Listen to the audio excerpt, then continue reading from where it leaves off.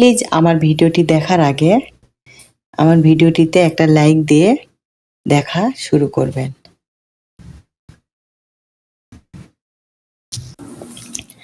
আসসালামু আলাইকুম ওয়া রাহমাতুল্লাহি ওয়া বারাকাতুহু। আমি আজকে একটা নাস্তা তৈরি করব।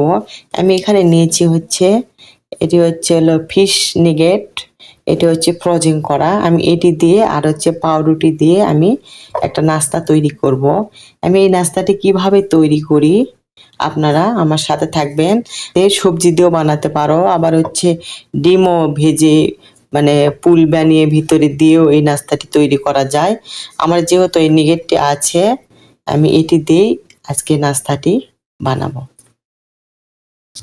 এখানে দিলাম একটা প্যান, বসিয়ে দিলাম ফ্রাই প্যান। এখন দিয়ে দেব পরিমাপ মতো একটু তেল। আমি হালকা পরিমাপ মতো একটু তেল দিলাম।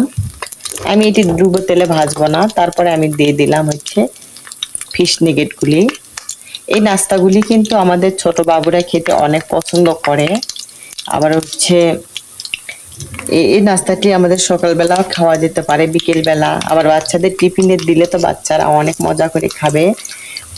মানে পাউরুটির যে কোনো নাস্তাই কিন্তু বাবুরা অনেক পছন্দ করে। এটি দেখতে যেমন লোভনীয় হয়, খেতে কিন্তু অনেকটাই মজা হয়। আমি 4 পিস নিয়েছি, কারণ আমি বেশি তৈরি করব না, 4 পিসই তৈরি করব। আপনারা চাইলে আরো বেশিও তৈরি করে নিতে পারেন। এটা আমি এপিট উপিট করে ভেজে নিচ্ছি। এই নাস্তাটি আলু সিদ্ধ করে পুল বানিয়েও পাউরুটির মধ্যে দিতে পারো, ডিম ভেজেও পুল বানিয়ে পাউরুটির মধ্যে দিতে পারো। যে কোনো ভাবে এই নাস্তাটি তৈরি করা যায়। আমার এগুলি ভাজা হয়ে গেছে, আমি এখন উঠাই নিব।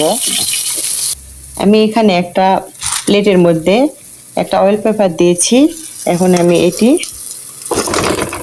এখানে উঠিয়ে নিব।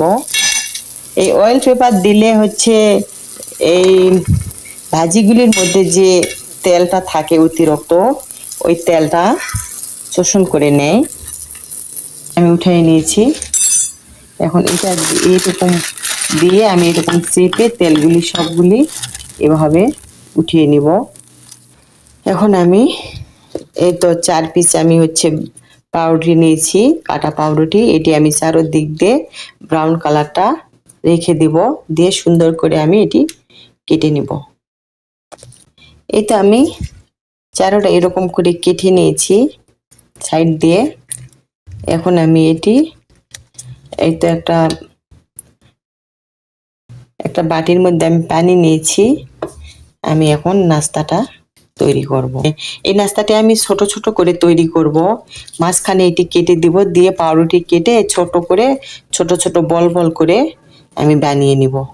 এটি বানানো অনেক সহজ। দেখো, আমি এই পাউরুটিটি এভাবে কেটে নিয়েছি, আর এই নিগেটটিও আমি কেটে ছোট 2 পিস করে নিয়েছি। এখন আমি এই মাথার সঙ্গে লেগে একটু হালকা একটু পানি দিয়ে আমি এটি এভাবে জয়েন করে নিব। দেখো, তারপরে আরেকটু পানি দিয়ে এই মাথা জয়েন করে দিব। আমি সবগুলি এভাবে বানিয়ে নিব।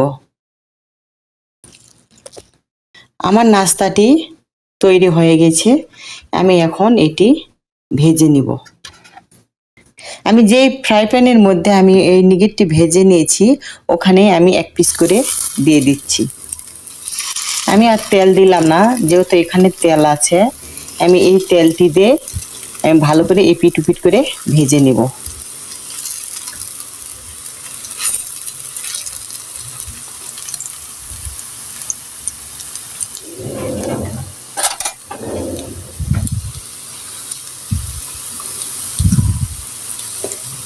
আমি তাড়াতাড়ি উল্টিয়ে দিচ্ছি যেন পুড়ে না যায়।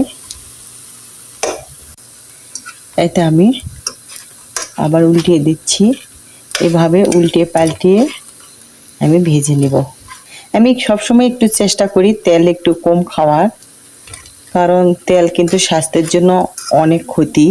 আবার একবারে কমও খাওয়া যাবে না, পরিমাপ মতো।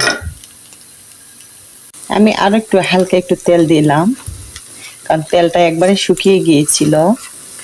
পাউরুটি কিন্তু তেল তাড়াতাড়ি শুষিয়ে নেয়। এতদূর এসেও যারা আমার ভিডিওটিতে একটা লাইক দিতে ভুলে গেছেন, প্লিজ একটা লাইক দিয়ে দিবেন। আর আমার নাস্তাটি কেমন হয়েছে কমেন্টসে জানাবেন। আর নতুন বন্ধুরা আসলে প্লিজ আমার চ্যানেলটি সাবস্ক্রাইব করে দিবেন আর একটা শেয়ার করে দিবেন। দেখেন আমার নাস্তাগুলি অনেক সুন্দর করে ভাজা হয়ে গেছে।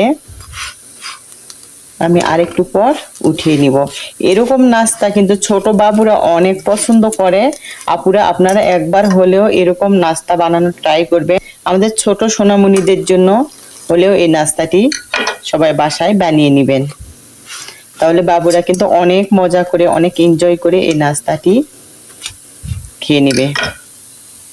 আজকের ভিডিওটি আমার এই পর্যন্ত। সবাই ভালো থাকবেন, সুস্থ থাকবেন এই দোয়াই করি। আমাদের জন্য দোয়া করবেন। আসসালামু আলাইকুম ওয়া রাহমাতুল্লাহি ওয়া বারাকাতুহু।